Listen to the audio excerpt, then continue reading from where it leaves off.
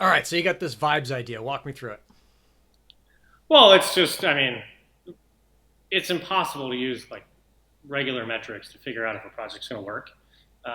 So, some people use the metric of like, all right, let's say everything does work, and we used the lottery ticket analogy earlier in an earlier video. It's like, what are the chances if it does work? What am I going to make? Right? That's one way to look at it. I like to look at kind of what are the odds that that team that's behind this, what are the odds that they're actually going to be successful, or like what are the odds that they're full of shit?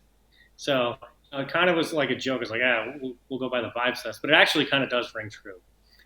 One of the things that like millennials love, or I guess the three things millennials love is they love crypto for some reason. I still don't understand it.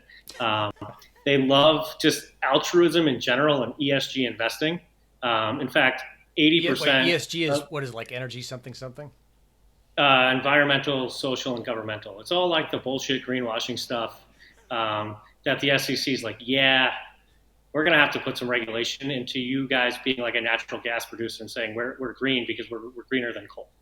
Or, the CEO of a oil drilling company being like, yeah, by 2050, we're going to be carbon neutral. Meanwhile, that CEO is going to be dead by 2050. So, like, what does he care? Right? Um, Okay, so they like yeah, crypto. that's They like altruism. What was the other one? ESG stuff. Yeah, well, no, ESG is kind of lumped into that. The other thing they love doing is convoluted financial systems that they don't understand, and they're too afraid to ask any like basic questions about how does this work and how does this make sense.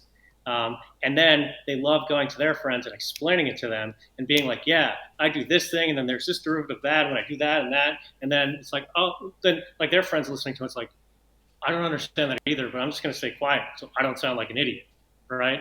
Like they love staying quiet for that stuff. So if you find a project that marries all three things, uh, you know, you put a token on something that's green and like you really don't understand the tokenomics, it's probably a fucking scam.